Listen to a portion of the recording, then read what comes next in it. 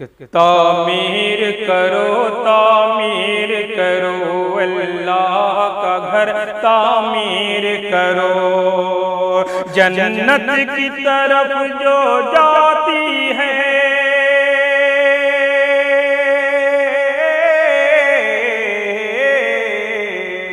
جنت کی طرف جو جاتی ہے وہ راہ گزر تعمیر کرو، تعمیر کرو، تعمیر کرو اللہ کا گھر تعمیر۔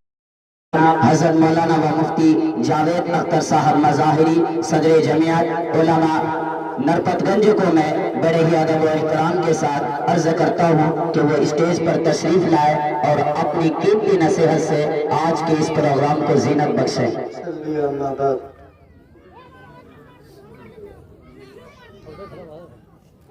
حضرت استاد الاساتذہ حضرت اقدس الحاج مولانا احمد علی مفتاحی دامت برکاتہم العالیہ، استاذ حدیث و فقہ تفسیر مظاہر العلوم سہارنپور حضرت اقدس الحاج مولانا و مفتی کوثر علی سبحانی مظاہری دامت برکاتہم، اور اپنے پنچایت کے ہونہار لیڈر اور پہلے کے مکھیا حضرت الحاج فرزند علی صاحب اور پورو سرپنچ حضرت محمد طیب صاحب اور اسٹیج پر بیٹھے ہوئے تمام حضرات اور سامعین اعظام، بس میں یہ وقت حضرت حاجی صاحب کا تھا، بس مجھے بلا لیا گیا وہ چند منٹوں کے لیے، میں چند باتیں آپ حضرات کے سامنے رکھوں گا پھر اپنی جگہ رہوں گا۔ سب سے پہلی بات میں آپ حضرات کو یہ بتانا چاہتا ہوں کہ ایک مرحوم گزرے ہیں ہمارے یہاں، ایک مرحوم، اور وہ مرحوم کتنا ثواب حاصل کر رہے ہیں، قبر میں ہیں، قیامت تک ان کو ثواب ملتا رہے گا، قیامت تک۔ ایک ایسے مرحوم گزرے ہیں، اور انشاءاللہ اللہ کے ذات سے یہ یقین ہے کہ اس مرحوم کو اللہ تبارک و تعالیٰ جنت الفردوس میں داخل فرمائے گا۔ کیوں نہیں؟ جس وقت اس خطے میں ضلالت و گمراہی تھی، جس وقت اس خطے کے لوگ چھری پر دعائیں پڑھوا کر رکھ کر ماضی کے لیے اپنے جانوروں کو ذبح کرنے کے لیے وہ چھری رکھ لیتے تھے، اس زمانے میں جب ہمارے سماج کے اندر علم کی بو باش نہیں تھی، علم کیا ہوتا ہے کوئی نہیں جانتا تھا، اس وقت جو غربت و افلاس کا وقت تھا، وہ وقت جس وقت کسی کے ذہن و دماغ میں نہیں آیا ہوگا کہ اس خطے کو بھی عالم کی ضرورت ہے، اس خطے کو رہنما کی ضرورت ہے، اس خطے کو ایسے شخص کی ضرورت ہے جو جنت کے لیے سوالدہ مجوع کی سرزمین پر لوگوں کی تشکیل کرے۔ میرے محترم جن کو دوستو، یہ تمام باتیں اس وقت کے بزرگ مرحوم جناب عابد دادا مرحوم ہیں جو قبر میں لیٹے ہوئے ہیں، اس وقت ان کے ذہن و دماغ میں یہ بات آئی کہ اس خطے کو عالم دین کی ضرورت ہے۔ ہماری آبادی بہت زیادہ تھی، بہت سارے لوگ اس دنیا کے اندر آئے، اس خطے کے اندر آئے، اللہ نے یہ اس احساس، اس شعور इंतखाब किया तो जनाब मरहूम आबिद बाबू साहब हैं। अल्हम्दुलिल्लाह, अल्हम्दुलिल्लाह। जनाब आबिद बाबू ये छोटे भाई और बड़े हैं हादी जकीर साहब मरहूम, अल्लाह उनके कब्र को नूर से मनव्वर फरमावे। ये दोनों भाई किस बाप के बेटे हैं? जब हाजी उमर अली साहब का इंतकाल होता है तो सुना है हमने कि किसी ने हादी जकीर साहब से फरमाया कि खानका के अंदर आपको मदद करनी है, अपने बाप के नाम पे आप कुरान खानी जो रस्म बन चुका है इसको छोड़ दीजिए। कुरान खानी से क्या होगा? अल्हम्दुलिल्लाह उनके पोते लोग आलिम दीन है, पर पोते आलिम दीन बनेंगे। उनके पोते, उनके बेटे कुरान की तिलावत करके अपने मरहूम को बख्शवा देंगे। हादी जकीर साहब रहमतुल्लाह अलैह ने खानकाह मुंगेर में जाकर एक मकान की, एक कमरे की तामीर करवा दिया। आज तक वो कमरा मौजूद है। अल्हम्दुलिल्लाह मैं खानकाह रहमानी से देख कर आया हूं। और फिर ये दोनों भाई अल्हम्दुलिल्लाह जहां भी देने की बारी आई कभी झिझक महसूस नहीं किया। आप जिस जमीन पर बैठे हुए हैं ये मरहूम हाजी उमर अली साहब और उनके दो लखते जिगर हजरत आबिद दादा मरहूम और हजरत हाजी जकीरुद्दीन साहब मरहूम की जमीन और जायदाद है। ये उन्हीं दोनों भाई का दिया हुआ है। फिर स्वादे की जामे मस्जिद के लिए अल्हम्दुलिल्लाह जो जमीन दी है वो जमीन भी हाजी उमर अली साहब ने दिया है। और फिर उनके बाद जो उनके पोते जनाब मास्टर महबूब साहब और जनाब महफूजुर रहमान साहब, इन्होंने अपने बसने की जमीन में से 4 डिसमिल जमीन इन दोनों भाइयों ने दिया है।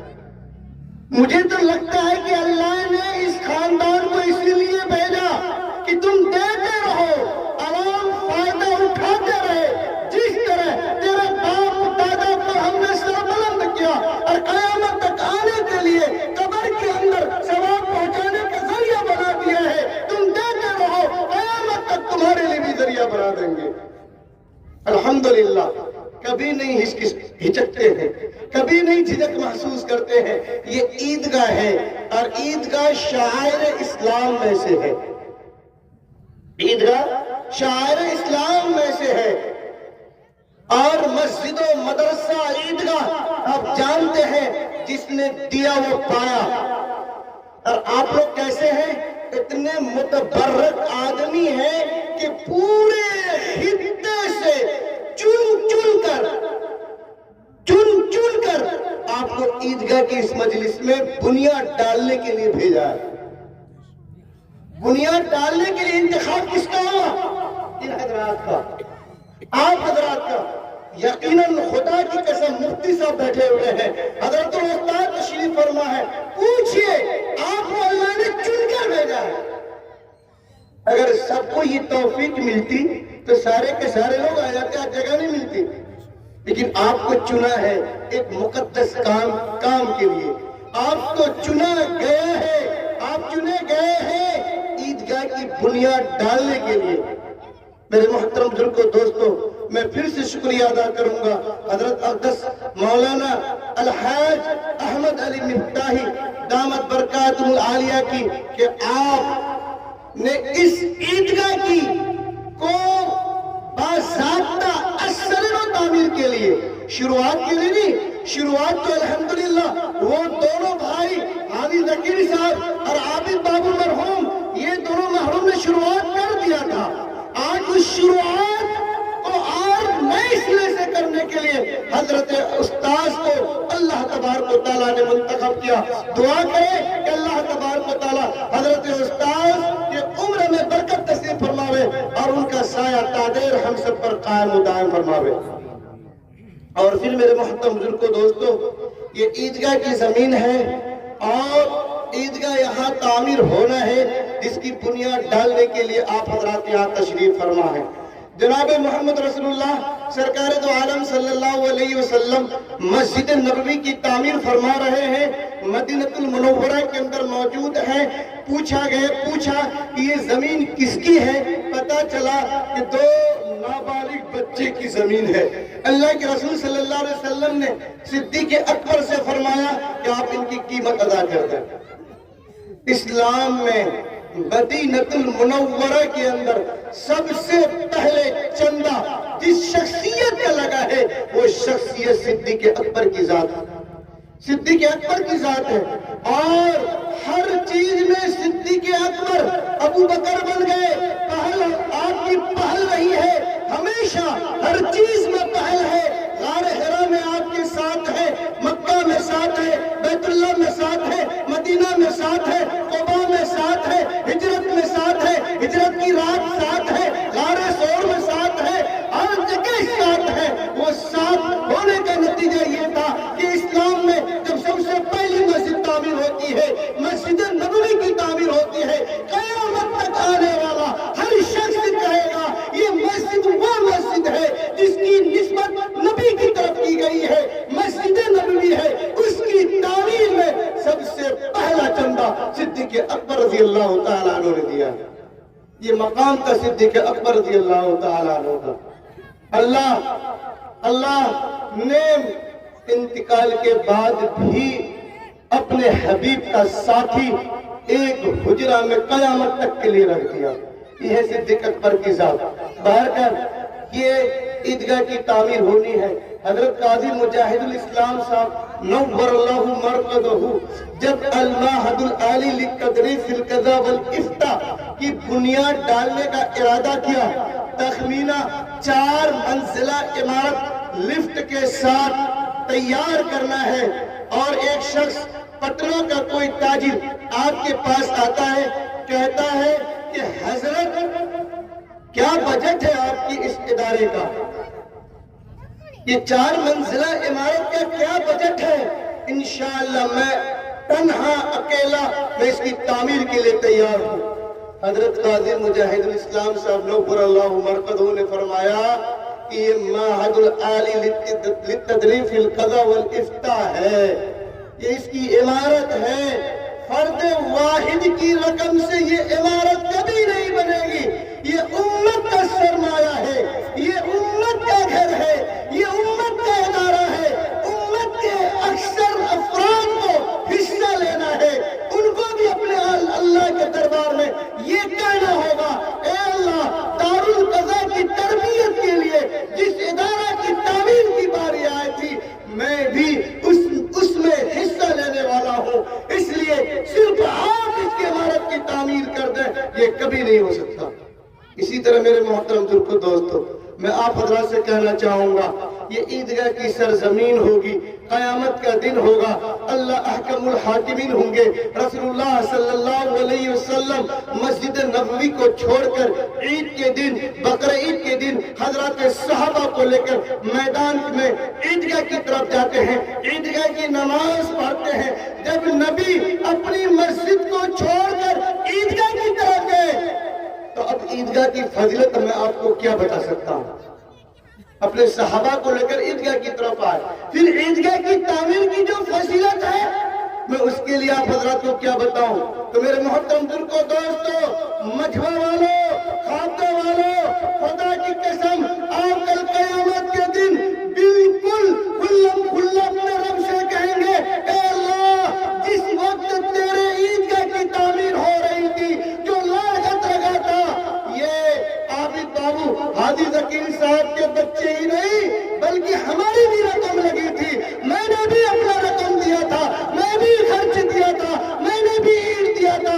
اے اللہ تبارک و تعالیٰ اس عیدگاہ کے تعمیر کرنے کے فعل ہماری بھی مغفرت فرما دے۔ اللہ تعالیٰ فرمائے گا واہ کیا اچھا کام کیا ہے، یہ کھاتے والوں کو، مجھے والوں کی مغفرت کرو، اے فرشتوں بلا حساب کتاب جنت میں داخل فرما دو۔ کچھ بعید نہیں اللہ کی طرف سے یہ اعلان ہو جائے۔ تو میرے محترم بزرگوں دوستو، تخمینہ بہت لمبا ہے، یہ تقریباً تقریباً 40 فٹ کا آپ کا عیدگاہ بننا ہے، تقریباً 3 یا 4 فٹ اس کی موٹائی ہے، پھر اس میں گنبد ہے، مینار ہے، ان کو سجانا ہے، 4 دیواری ہے، فرش ہے۔ عزم کر لیجئے کہ ہم سرکار کے 4 دیواری کا محتاج نہیں بنیں گے انشاءاللہ۔ یہ ارادہ کیجئے سب آدمی، ہم سرکاری کوئی تعاون نہیں لیں گے، نماز ہماری ہوگی، دعا ہماری اللہ قبول کرے گا، پھر یہ فرش اور 4 دیواری ہم سرکار سے تعاون کیوں لیں؟ اصول ہشت گانا میں حضرت نانوتوی رحمت اللہ علیہ نے فرمایا اگر کسی سرمایہ دار یا سرکاری تعاون لوگے تو اللہ کی طرف سے غیبی مدد رک جائے گی۔ الحمدللہ جامع مسجد سوال مجمع کئی حضرات، میں نے سب سے پہلے لوگوں سے فرمایا اگر آپ چاہتے ہیں کہ اس مسجد کی تعمیر کویت کی کوئی خاتون کرے تو خدا کی قسم تو میں مسجد کی تعمیر ہو جائے گی۔ آپ سبھی لوگوں نے ہاتھ اٹھا کر کہا تھا نہیں نہیں نہیں نہیں نہیں، کسی خاتون کی تعمیر کی ضرورت نہیں، تعمیر ہم لوگ اپنے پاک اور حلال کی کمائی سے کریں گے۔ کیا آپ لوگوں نے وعدہ کیا تھا کہ نہیں کیا تھا؟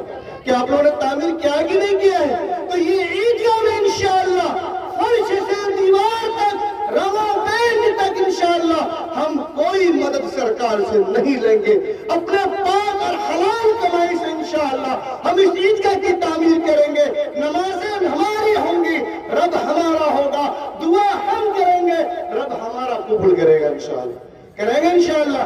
تو اس سرزمین میں یہ چاہتا ہوں، بنیاد کا وقت ہے، کون ہے مرد مجاہد جو پہلی اینٹ ڈالنے کے لیے اور پہلی اینٹ ڈالنے کے وقت اس عیدگاہ کی مدد اور امداد کا اعلان کرے، اپنے دل سے اعلان کرے کہ انشاءاللہ میں 5000 حضرت الحاج حاجی فرزند علی صاحب سابق مکھیا، اللہ تبارک و تعالی